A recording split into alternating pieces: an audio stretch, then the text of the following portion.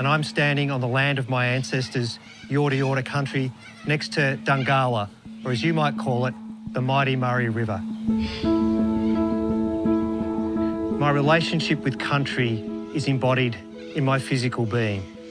The water that flows through the landscape is the blood in my veins. The trees, their trunks, are the bones of my body. The earth is the muscle and fibre of my very being. I acknowledge the elders of my people, those who came before me, those who've carried our traditions, those who are Yorta now and the Yorta in the generations to come. Being welcome to country is an invitation for everybody on our country to, while they're here, feel like they belong. While you're here today, you have a place on Yorta country.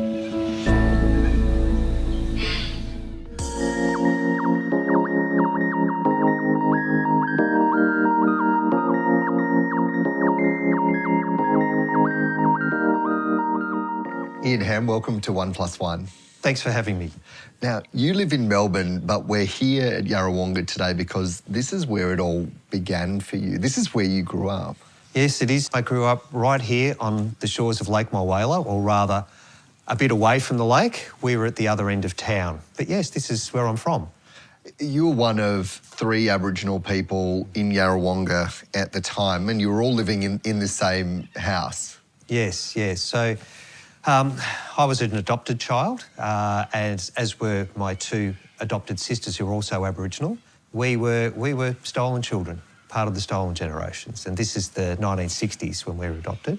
We were adopted by the people I call Mum and Dad, 2 non-Aboriginal people who decided when they couldn't have any more children. I've got an older brother who's their birth son, but he's 10 years older than me, and when they couldn't have any more children, they decided they wanted to adopt, but they were very clear they wanted to adopt Aboriginal children because they'd been involved with and knew Aboriginal people from when they were children themselves in the 1920s and 1930s.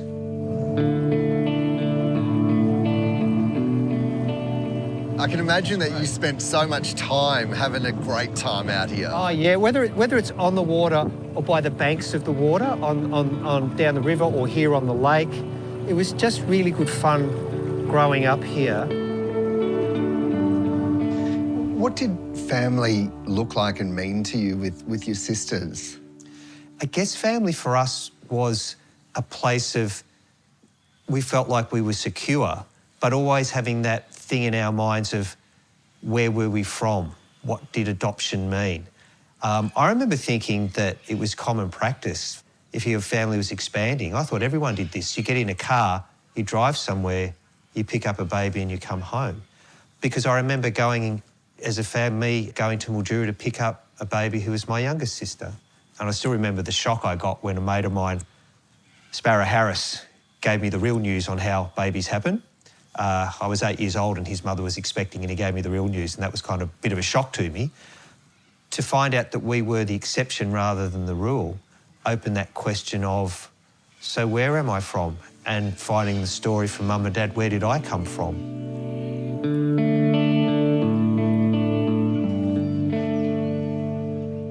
So your name is Ian Hamm, but you were, on your birth certificate, it was Andrew James. Tell me about how that came to be. Well, I'd always known that my name used to be Andrew James, because I can't remember being told I was adopted. I just always knew that. Mum and Dad had never, well, if you'd seen my mum and dad, short, white, round, me not. When Mum and Dad were picking me up, they didn't expect to be told my surname because you weren't supposed to tell anybody anything about adoptees in those days. But when the woman who literally handed me over told Mum and Dad his name is Andrew James and he's got some Indian in him, I always had in my mind, well, what does that mean? We all thought Andrew James were like 2 Christians' names. I only found out later when I started to find out who I was and where I was from, what that actually meant. And when I found out that the name James wasn't a second Christian name, it was in fact a surname. Yeah. For the person I told that to, he just put 2 and 2 together in about 5 seconds. What was going on there? How did that all come about? Okay, so I finished high school in Yarrawonga. I did finish year 12, but I didn't know what I wanted to do. I, in fact, tried for 2 apprenticeships around Yarrawonga, one at a tractor mechanics and one over at the explosives factory here, and I missed out on both of them. At the time, I was kind of a bit devastated, but also thinking, well, what am I going to do now, you know? Because I failed year 12, and I'll be honest about it, twice. Failed twice? Failed twice. I say I did it the second time because I liked it so much the first time, I thought I'd do it again. I think we all know that's not the real reason. But it was kind of like, well, what do I do, you know? Because I love learning and I love politics and economics and all of that stuff. What am I going to do around here? I tried for 2 apprenticeships, missed out on them. And then Mum and Dad got contacted by the Aboriginal education people. Who used to come up once a year and visit me and Trina and Joan here in Yarra. Next thing I know, I'm off to Bendigo to do teaching. It's kind of like a drive-by, drop-off by Mum and Dad. It's kind of like, slow down the car, open the door, push me out. See you in 3 years, son. It's kind of that, you know, which was a good thing. So I go to Bendigo, and it was an Aboriginal teacher education program. And this is the first time I've mixed with other Aboriginal people, other blackfellas, en masse. And the third day it was like really hot, and a few of us said, oh, let's go to the pool. So we go to the Bendigo swimming pool, and a man named Gary, who was up from Melbourne, he was with Aboriginal education at that stage, and I'll never forget it. We were both sitting on the side of the pool, and he said to me, so you're from Yarrawonga? And I said, yeah. He said, oh. So he said, do you know anything about yourself? Because I've not heard of the name Hamm. I said, oh, no, I'm adopted, you know. He said, oh, yeah. So do you know anything? I said, oh, all I know is, I said, probably me, think that my name was Andrew James and I've got, you know, I'm Aboriginal, but I've got some Indian blood. He looks at me and goes, oh, right, I think I know who you are. I'll get back to you. And then just dives in the pool. And I'm like, hello, what? And so, you know, obviously later we started talking. He said, you know, look, I'll put out some feelers, have a chat, get back to you and stuff. And so 6 months later, I get a call from Elaine from the Victorian Aboriginal Childcare Agency, backer. She said, I've got some information about who you are and where you're from. How'd that feel? Imagine yourself in a universe that's pitch black, and as the story rolls out, different stars or different things start to light up. That's what that felt like. That was where she told me I was from Shepparton. That was difficult to make a lot of sense of because, you know, growing up, we used to go to Shep, go shopping in the big town, as they say. And I kept thinking, have I seen people in my family before? Have I seen my brothers and sisters?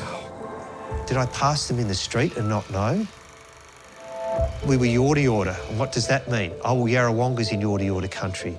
At that stage, country, I wasn't sure what that meant. But then I started to kind of learn about it and from other Aboriginal people, and I suddenly realised I grew up on the lands of my ancestors. My feet were on the same dirt and sand and water of the Murray River that theirs were, for not just 1 or 2 generations, but for thousands. It's funny, even now, people say, where are you from? And I say, I'm from Yarrawonga, on the border. Oh, but I live in Melbourne. Oh, how long have you been there? 40 years, you know? And I think that partly is explained by me growing up on my own country, even if I didn't know it was my country. Finding out later explains so much about me and why I still reference I'm from Yarrawonga, you know?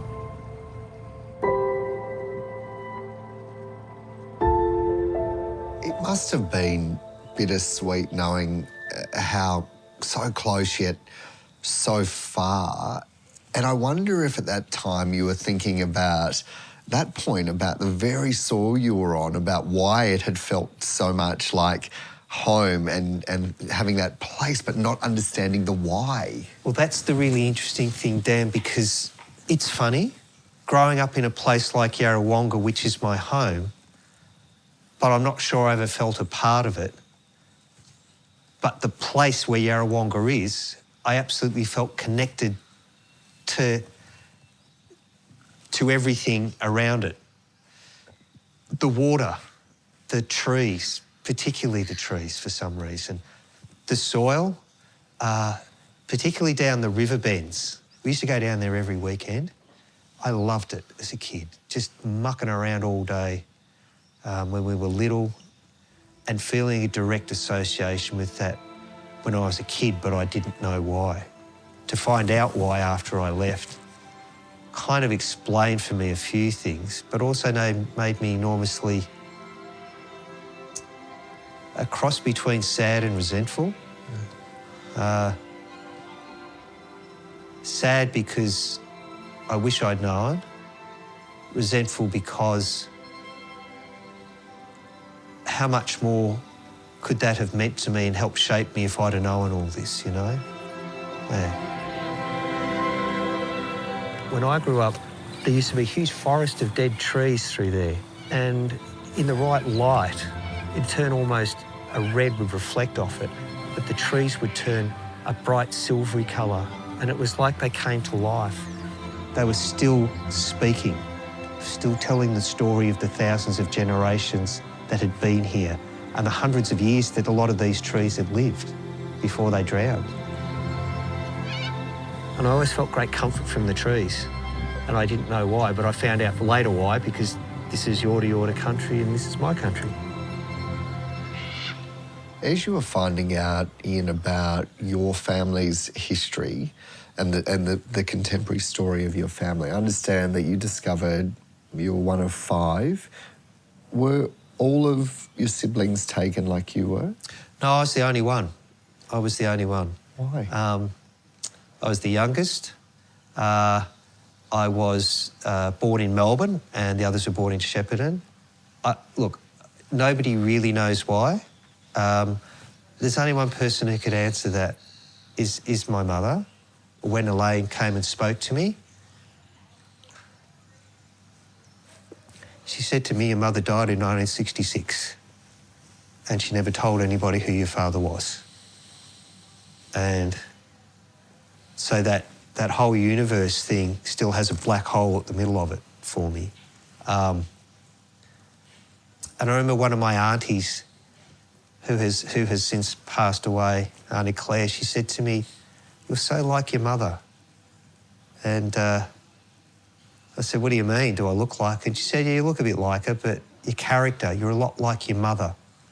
Yeah, for your auntie to be having said that, it must, well, it sounds like it's something that you still grapple with now about who was mum.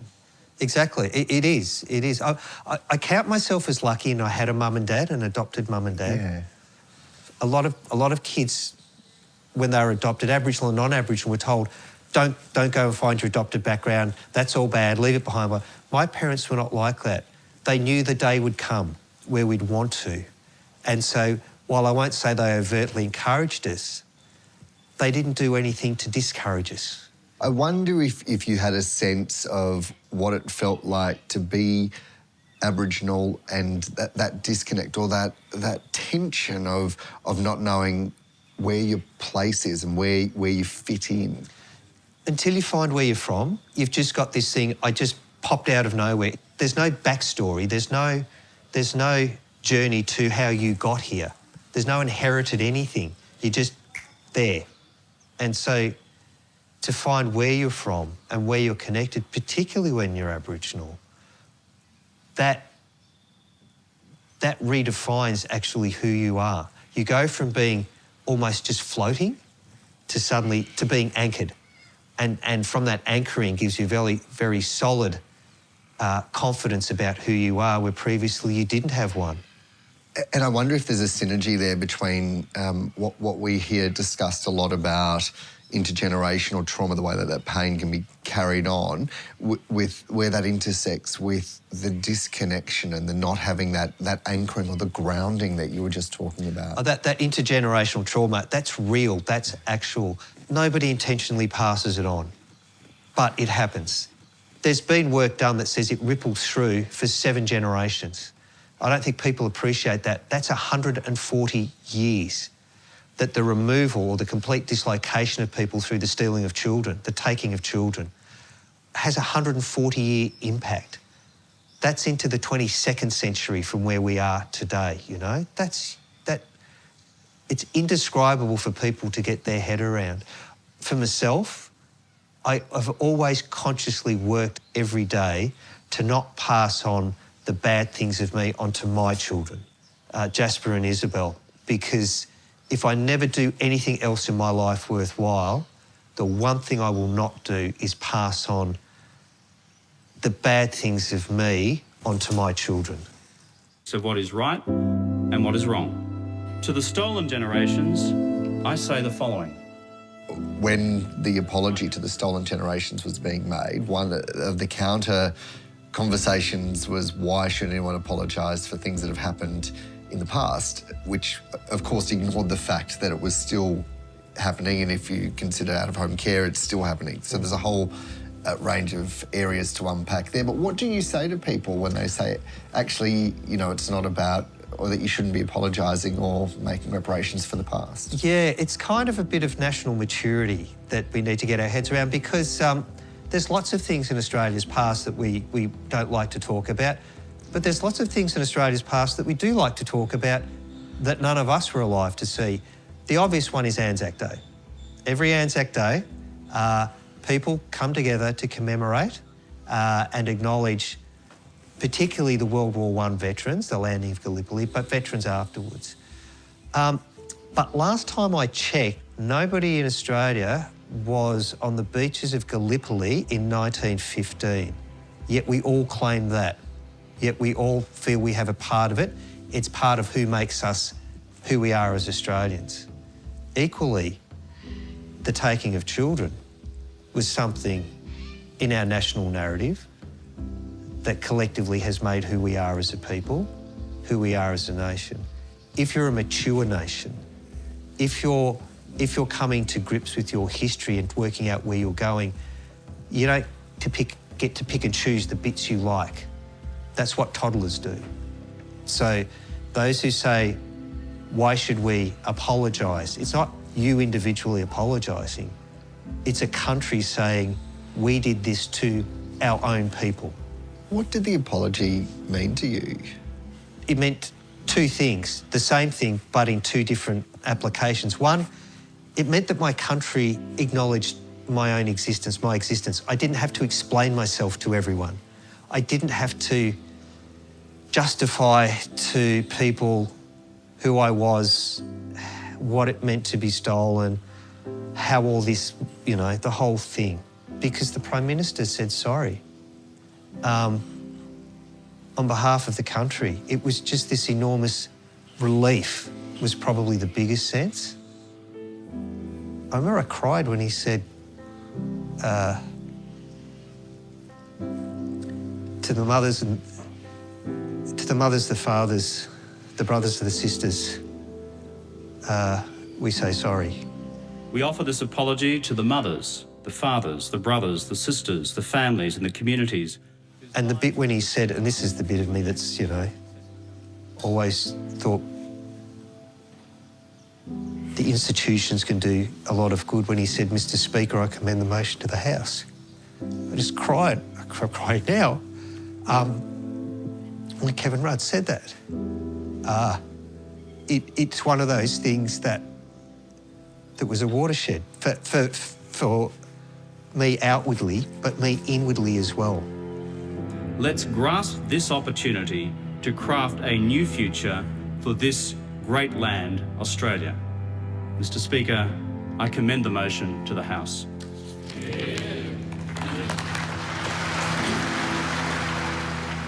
And it meant I no longer had to, we no longer as stolen children, had to argue that our existence was real. The Prime Minister had said it on behalf of the country in the Parliament on the first day of a new Parliament. We're done with that. We can move on to dealing with the issues of the stolen children, not argue whether they exist or not.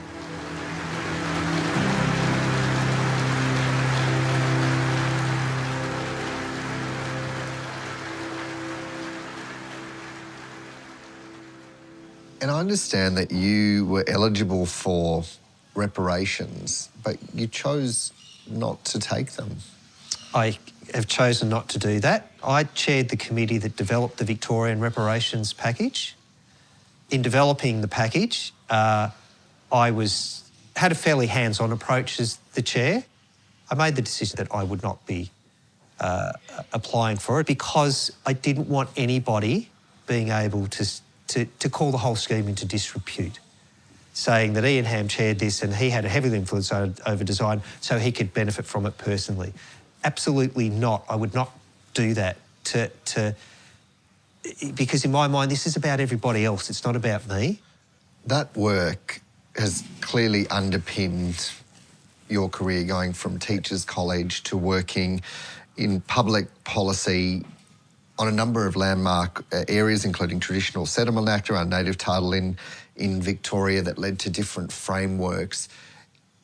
And you've got this long, long list of incredible work you've done. Is there a single thing that has underpinned that for you?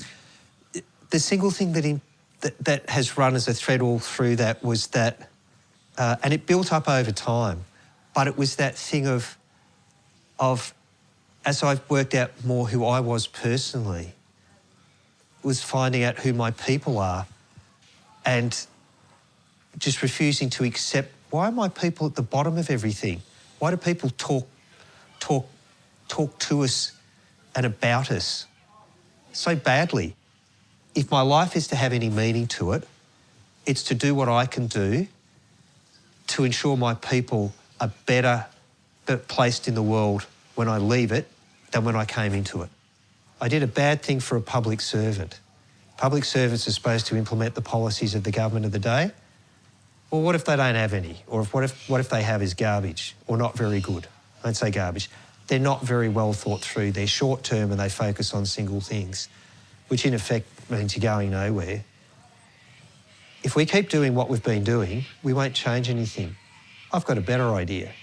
And in my journey of the public service, I like to think I contributed to the reshaping of how government conceives the Aboriginal community and conceives its role with the Aboriginal community, and help contribute to how we as the Aboriginal community conceive ourselves. Ian, what drives you now? I suppose now what drives me is still that same thing. What can I do to make a contribution to a better society? I'd done some work with the Victorian Equal Opportunity Commission in the early 90s around the AFL, and race issues emerged there, such as Michael Long, Nicky Winmar, Chris Lewis. So in 1999, the Western Region Football League, it was the Footscray District League in those days, asked me to come along and be racial vilification officer. And I did that for a year. And as a result of that, some of the clubs asked me if I'd stand for the board, and the then president said that would be good, be on the board, so on and so forth. And I ended up president of the league in 2002. But it did open my mind to a different position, which was, hang on, I'm Aboriginal and I'm not playing football because, suffice to say, I was never in danger of being recruited by any of the AFL clubs to run up and down the MCG. That wasn't a risk for you? That was never a risk, you know. That was never going to happen. But my involvement in football was in the administrative side, and I'm president of one of the biggest leagues in Melbourne, one of the big 5 leagues in Melbourne. I think I'm the only Aboriginal person who's ever been in charge of a major sporting institution in this country. As far as I know, I'm the only one that there's been, and that was in the early 2000s. We still focus on blackfellas playing games, not running them. That is enormously frustrating. So now I focus on Aboriginal people being involved in things beyond just Aboriginal affairs. Why aren't we engaged in the discussions around the Australian economy, bringing our Aboriginal values and the things we hold to our heart to the discussion of the economy, or to Australia's political engagements, or to other things that are happening about the whole nation? Our viewpoint is not just about us. It's a contribution we can make to, quite frankly, a better Australia. That's what I'm trying to do. That's what I look to do at the moment. Ian, where do you sit on The Voice? I'm very much in favour of The Voice. The Voice is an opportunity for the opinions, views, the aspirations, the hopes of ordinary Aboriginal people to get a look in. to add to the sum total of what's already brought to the discussion about who we are as a people, what our relationship with government and government's relationship with us are, and in a broader context, the relationship with the broader Australia as well, non-Aboriginal Australia.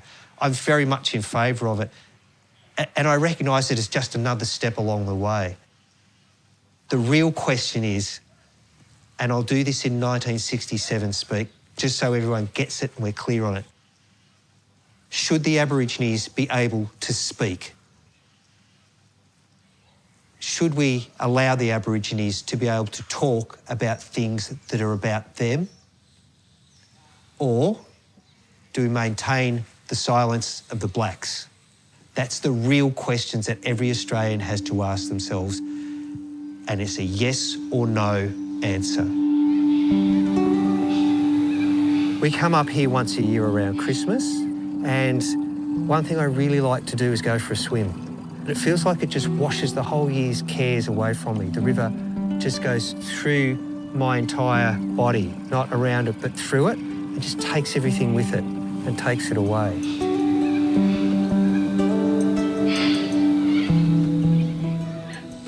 Ian, what does the term elder mean to you?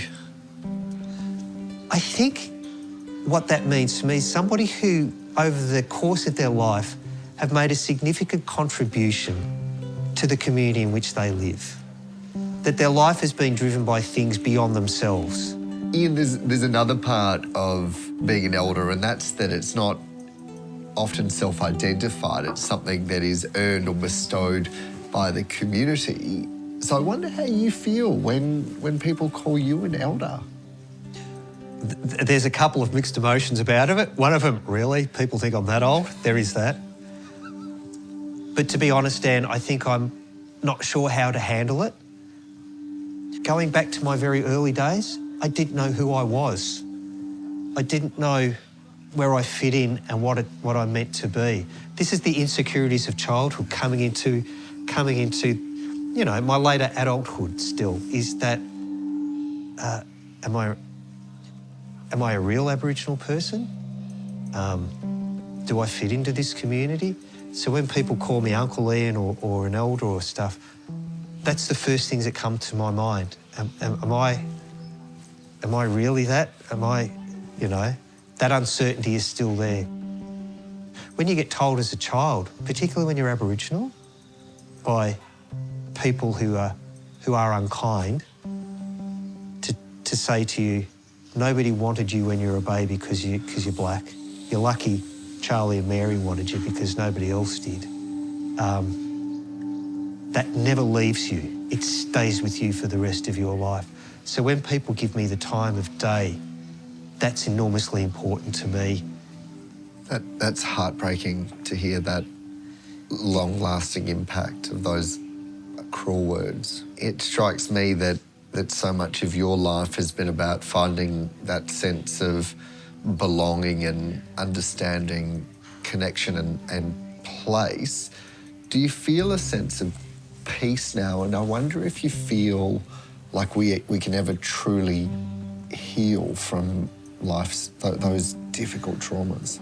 I think those difficult traumas that happen throughout your life, you don't ever heal from them or get over them, but they add to the sum total of who you are and keep you going and help you find your place in the world, which is why I went into government and worked in the public service, because I thought I could stand on the outside and yell at government, or I can be in it and take it where I think it needs to go, which is what I did. Healing for me is not about me, it's about what I'm doing for everybody else, and we're doing treaty. And we're doing a Stolen Generations reparations package. And we're opening doors for Aboriginal people beyond the narrow confines of where people think, isn't that all that Aboriginal people do? That's how I've managed to deal with the peaks, but particularly the troughs. Ian Hamm, it's been an absolute pleasure to have a yarn with you. Thanks for joining me on 1+1. Thanks for having me, Dan.